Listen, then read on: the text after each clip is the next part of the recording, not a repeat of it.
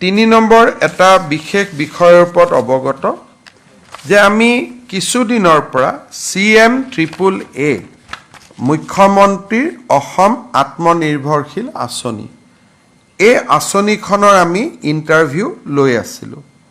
আজি কেবিনেটে এই আঁচনিখনৰ 25,238 গৰাকী হিতাধিকাৰীক অনুমোদন দিয়ে। এই 25,278 হিতাধিকাৰীয়ে চৰকাৰৰ পৰা 2 লাখ টকাকৈ পাব। 1 লাখ ঘূৰাই দিব নালাগে। 1 লাখ 5 বছৰত পিছত এটা ইকুৱেল ইনষ্টলমেণ্টত তেওঁলোকে ঘূৰাই দিব লাগিব।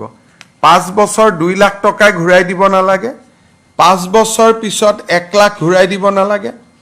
আৰু বাকী 1 লাখ যি ঘূৰাই দিব থাকিব সেয়াও সৰু সৰু ইনষ্টলমেণ্টত পিছৰ 5 বছৰ অৰ্থাৎ 10 ইয়াৰ্ছৰ ভিতৰত 5 ইয়াৰ্ছ হলিডে 5 ইয়াৰ্ছৰ পিছত তেওঁলোকে সৰু সৰু ইনষ্টলমেণ্টত পিছৰ 5টা বছৰত আমাক টকাটো ঘূৰাই দিব। 1 লাখ ঘূৰাই দিব, তাৰো সুদ দিব নালাগে।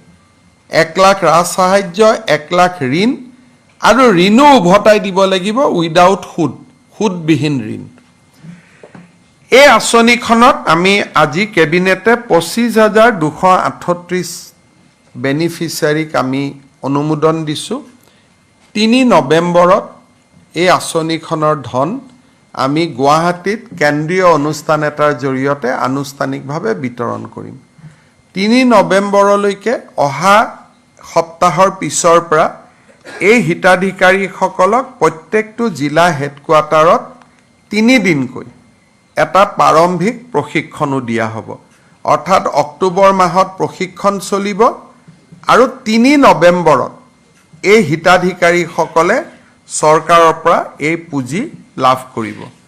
ইয়াৰ ফলত আমাৰ আৰু এটা কমিটমেণ্ট আমি পূৰা কৰিলোঁ আৰু 3 নৱেম্বৰত 25,000ক ধন মুকলি কৰি দিয়েই আমি গধূলি আৰু 75,000ৰ কাৰণে আবেদন সংগ্ৰহ কৰিম। অৰ্থাৎ টোটেল আমি 1 লাখ ল'ৰা ছোৱালীক আমি এই আঁচনিখনৰ সুবিধা দিব বিচাৰোঁ।